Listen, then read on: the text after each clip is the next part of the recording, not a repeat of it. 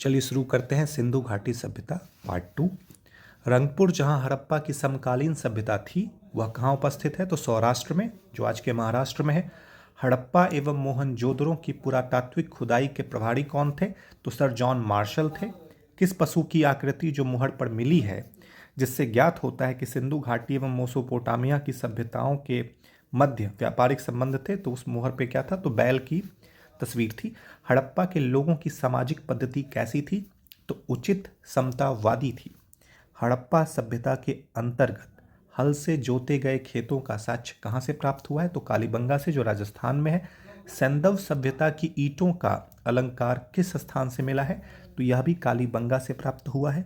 मोहनजोदड़ो कहाँ स्थित है? सिंध में, जो आज के पाकिस्तान में है। सिंधु सभ्यता में बृहत स्नानागार पाया जाता था, यह मोहनजोदड़ो में स्थित है।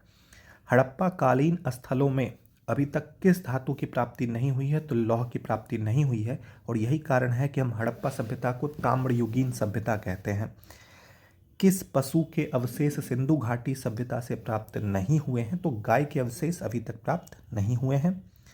स्वातंत्र्योत्तर यानी स्वतंत्रता के बाद भारत में सबसे अधिक संख्या में हड़प्पा युगीन स्थलों की खोज किस प्रांत में हुई है? तो गुजरात में हुई है। ज़्यादातर हड़प्पा कालीन स्थल पाकिस्तान में है, याद रखिएगा।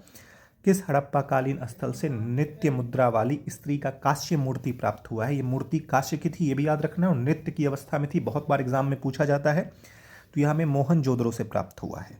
हड़प्पा वासी किस धातु से परिचित नहीं थे? तो ऑब्वियसली लौह से परिचित नहीं थे, हमने पीछे देख लिया है, वह ताम्रयुगीन सभ्यता थी। किस हड़प्पा कालीन स्थल से युगल समाधान का साक्ष्य मिलता है? तो लोथल से हमें युगल समाधान का साक्ष्य मिलता है।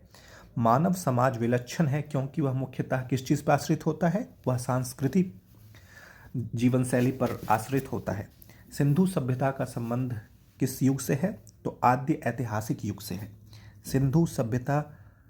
सिंधु घाटी की सभ्यता गैर आर्य थी। हम ऐसा क्यों कह पाते हैं? क्योंकि यह एक नगरीय सभ्यता थी। आर्यों की सभ्यता को हम नगरीय सभ्यता नहीं मानते हैं।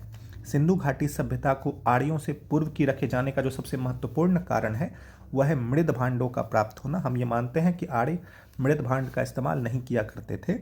सिंधु घाटी संस्कृति वैदिक सभ्यता से भिन्न थी क्योंकि इसके पास विकसित शहरी जीवन की सुविधाएं थी, इसलिए वो इससे भिन्न थी। हड़प्पा संस्कृति की जानकारी का मुख्य स्रोत पुरातात्विक खुदाई ही है हमारे पास। सिंधु घाटी के निवासियों की सभ्यता को जानने का मूल स्रोत है वहाँ पाए गए, या तो हम बर्तन से ये पता लगा सकते हैं, जेवर से, हथियार से तथा औजार से। चलिए मिलते हैं नेक्स्ट वीडियो में सिंधु घाटी की और भी अन्य जानकारियों के साथ। धन्यवाद।